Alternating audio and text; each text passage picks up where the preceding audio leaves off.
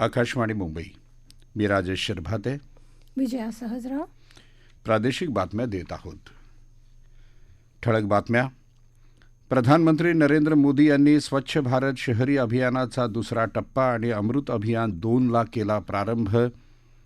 देशातल्या 6 लाख गावांमध्ये राबवण्यात येणाऱ्या स्वच्छ भारत मोहिमेचा केंद्रीय मंत्री अनुराग ठाकूर यांच्याकडून शुभारंभ. बँकांच्या चालू आर्थिक वर्षाच्या पहिल्या तिमाहीत कर्जपुरवठ्यात 5.8% तर वैयक्तिक कर्जात 14.8% वाढ. आणि 6 ऑक्टोबरपासून नैऋत्य मोसमी पावसाचा परतीचा प्रवास सुरू होणार. मराठवाड्यात सरासरीपेक्षा 48% अधिक पावसाची नोंद. आता ऐकूया बातम्या विस्तारानं. मात्र त्याआधी एक आवाहन. देशभर 18 वर्षावरच्या सर्व नागरिकांसाठी मोफत लसीकरण मोहीम सुरू आहे. आमच्या युवा श्रोत्यांना आम्ही आवाहन करतो की त्यांनी लसीकरण करून घ्यावं आणि इतरांनाही त्यासाठी मदत करावी. आणि हो, लसीकरण झालं म्हणून निष्काळजी राहू नका. सणासुदीचे दिवस आहेत, गर्दी करू नका. कोविड-19चा धोका अजूनही संपलेला नाही. कोरोना प्रतिबंधक नियम पाळा. शक्यतो घरीच राहा. आवश्यकता असेल तरच घराबाहेर पडा. बाहेर पडताना मुखपट्टी वापरा. सुरक्षित अंतर राखा. हात वेळोवेळी स्वच्छ धुवा आणि लसीकरण अवश्य करून घ्या. कोरोनाशी संबंधित योग्य माहिती, मार्गदर्शन आणि मदतीसाठी राज्याच्या 02026127394 या मदत क्रमांकावर संपर्क साधा. स्वच्छता राखणं हे एका दिवसाचं वा आठवड्याचं काम नसून प्रत्येकानं भाग घेण्यासारखी एक चळवळ आहे, असं मत प्रधानमंत्री नरेंद्र मोदी यांनी व्यक्त केलं आहे. देशातल्या शहरांना कचरामुक्त करण्याच्या आणि जलसुरक्षित करण्यासाठी सुरू करण्यात आलेल्या अटल अमृत भाग 2 योजनेचा आरंभ आज प्रधानमंत्री नरेंद्र मोदी यांच्या हस्ते झाला. त्यावेळी ते बोलत होते. देशातली शहरं कचरामुक्त करण्यासाठी आणि पाण्यापासून संरक्षित करण्याच्या उद्देशाने आखण्यात आलेल्या स्वच्छ भारत मिशन शहरी 2 आणि SBMU आणि अटल मिशनची सुरुवात केली.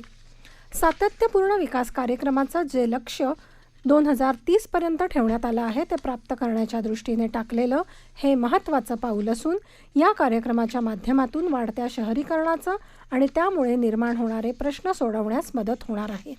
आपल्या सरकारनं स्वच्छ भारत मिशनसाठी आत्तापर्यंत 4 लाख कोटी रुपयांचा निधी उपलब्ध करून दिल्याची माहिती त्यांनी दिली.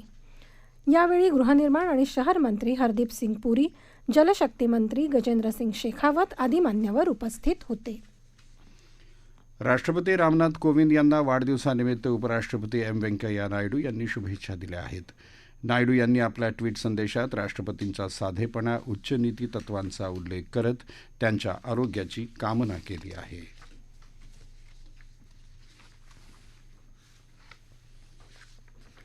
मुंबईतल्या कुलाबा वांद्रे सिप्स मेट्रो 3 मार्गाचं 97% भुयारीकरण आणि 70% स्थापत्य काम पूर्ण झालं आहे. तात्पुरती सेवा उभारण्यासाठी राज्य शासनानं दिलेल्या परवानगीमुळे प्रकल्पाला चालना मिळणार आहे.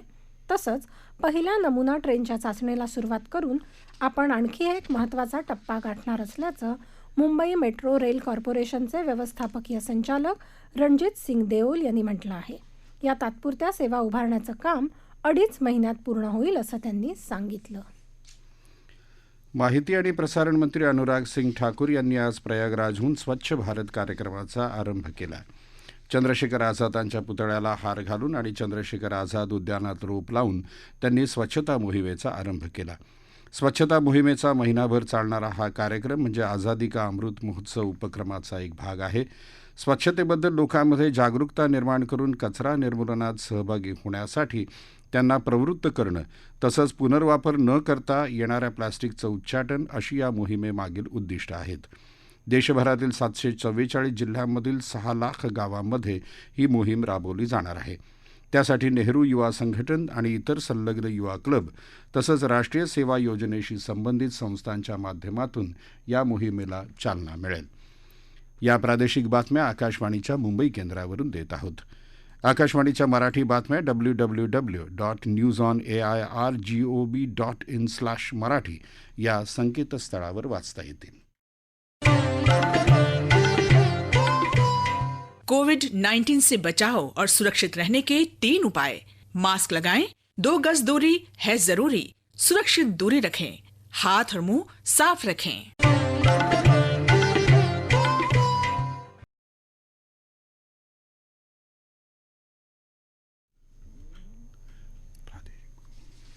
प्रादेशिक वार्तापत्रात आपलं पुन्हा एकदा स्वागत। राज्य परिवहन मंडळाच्या म्हणजे एसटी बसेसना अँटी मायक्रोबियल रसायनाचा आवरण देण्याचा निर्णय राज्य सरकारनं घेतला आहे। एसटीचे जनसंपर्क अधिकारी अभिजित भोसले यांनी ही माहिती दिली। एसटी बसमध्ये आसन आणि इतर ठिकाणी प्रवाशांद्वारे वारंवार स्पर्श केले जातात, ज्यामुळे कोरोना आणि इतर विषाणूंचा झपाट्यानं प्रसार होतो आणि इतर प्रवाशांना संसर्ग होण्याचा धोका अधिक असतो, म्हणून हा निर्णय घेतल्याचं परब यांनी सांगितलं। या आवरणामुळे कोरोना विषाणू, बुरशी आणि इतर जीवाणूंपासून पुरेसं आणि दीर्घकाळ संरक्षण मिळतं। आत्तापर्यंत राज्यभरात 8,000 गाड्यांना आवरण देण्यात आलं आहे। एसटीनं 10,000 बसेससाठी आवरणाचं उद्दिष्ट ठेवलं असल्याचं भोसले यांनी सांगितलं। वस्तू आणि सेवा करापोटी सप्टेंबरमध्ये 1,17,010 कोटी रुपये महसूल गोळा झाला। त्यातला 20,578 कोटी रुपये केंद्रीय कर होता, तर राज्याचा वाटा 26,767 कोटी रुपये होता। एकात्मिक वस्तू आणि सेवा करापोटी 60,911 रुपयांचा महसूल गोळा झाला आहे। गेल्या वर्षीच्या सप्टेंबरच्या तुलनेत ही वसुली 23% जास्त आहे।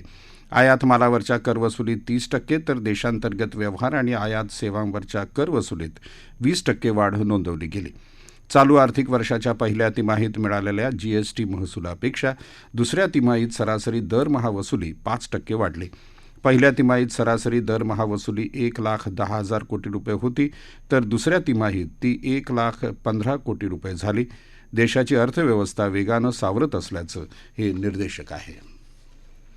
देशातली एकूण 19 राज्ये आणि केंद्रशासित प्रदेशांकरता नीती आयोगानं आंतरराष्ट्रीय खाद्य धोरण संशोधन संस्था, भारतीय लोकसंख्या विज्ञान संस्था, युनिसेफ आणि आर्थिक वृद्धी संस्थेच्या सहकार्यानं राज्य आहार प्रणाली तयार केली आहे।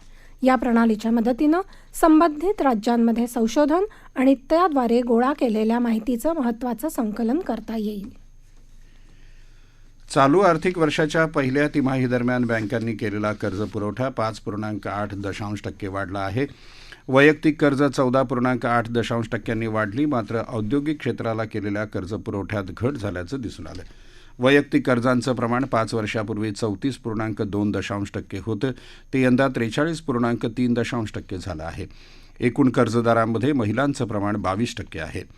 ग्रामीण, निमशहरी आणि शहरी भागातल्या शाखांमधून उचलल्या गेलेल्या कर्जाची टक्केवारी 2 अंकी आहे, मात्र महानगरांमधल्या शाखांमधून उचललेल्या कर्जांचं प्रमाण केवळ 2.7% वाढलं आहे।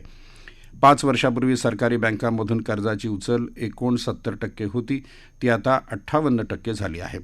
खासगी बँकांमधून 5 वर्षापूर्वी 25.7% कर्ज उचलली गेली, ते प्रमाण आता 36.6% झालं आहे। येणाऱ्या सणासुदीच्या काळात नागरिकांनी गर्दी टाळावी, शारीरिक अंतर राखावं आणि मास्कचा वापर करावा असं आवाहन केंद्रीय आरोग्य विभागानं केलं आहे। सण साजरे करताना कोविड नियमांचं पालन करावं असंही त्यांनी सांगितलं।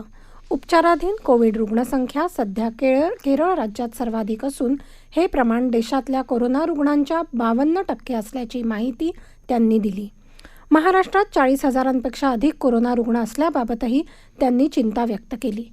कोरोना रुग्णाच्या संख्येत सातत्याने घट होत असून रुग्ण बरे होण्याचं प्रमाण 98% असल्याचंही ते म्हणाले।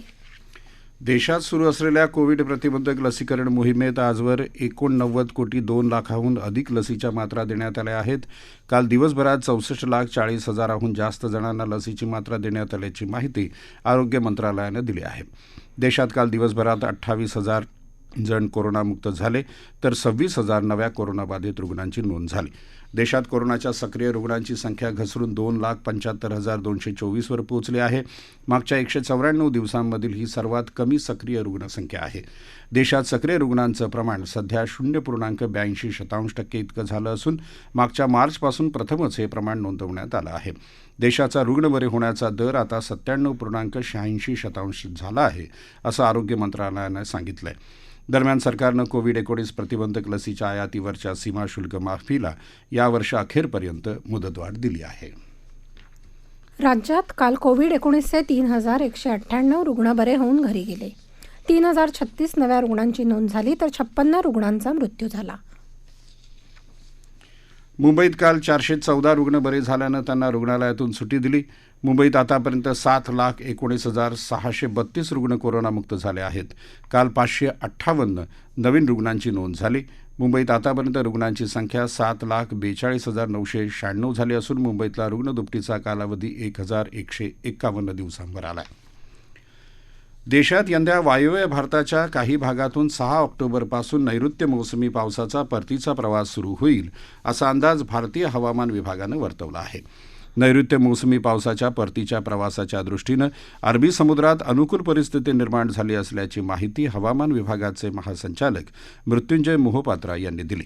ते काल नवी दिल्ली इथं बातमीदारांशी बोलत होते.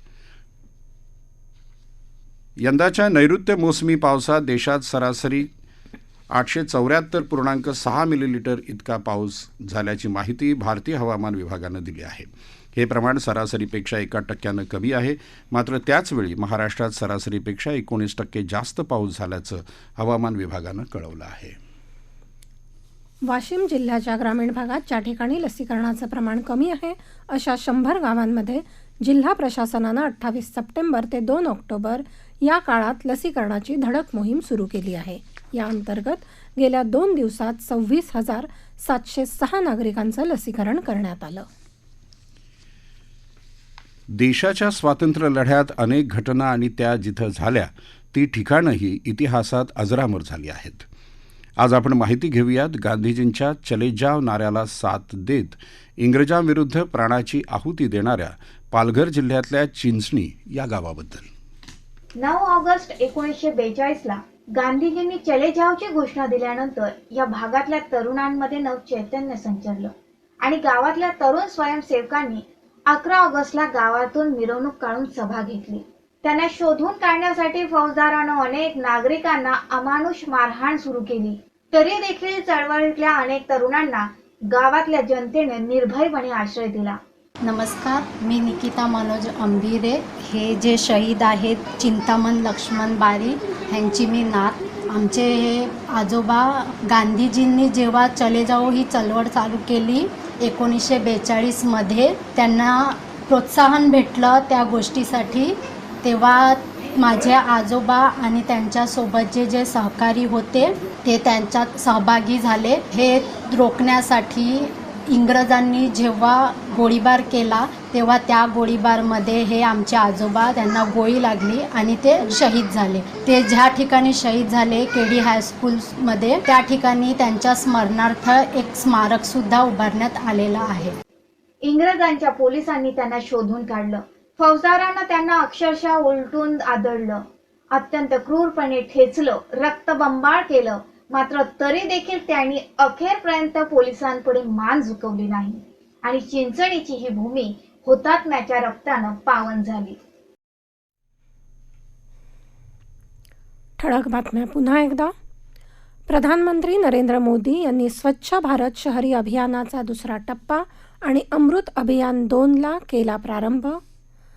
देशातल्या 6 लाख गावांमध्ये राबवण्यात येणाऱ्या स्वच्छ भारत मोहिमेचा केंद्रीय मंत्री अनुराग ठाकूर यांच्याकडून शुभारंभ. बँकांच्या चालू आर्थिक वर्षाच्या 3ऱ्या तिमाहीत कर्ज पुरवठ्यात 5.8% तर वैयक्तिक कर्जात 14.8% वाढ. आणि 6 ऑक्टोबरपासून नैऋत्य मोसमी पावसाचा परतीचा प्रवास सुरू होणार. मराठवाड्यात सरासरीपेक्षा 48% अधिक पावसाची नोंद. आकाशवाणीच्या बातम्यांसह जगभरातल्या बातम्या तुम्ही ट्विटरवर ARnews_मुंबई या हँडलवरही दिवसभर पाहू शकता. याबरोबरच आकाशवाणी मुंबई केंद्रावरचं हे प्रादेशिक बातमीपत्र संपलं. नमस्कार.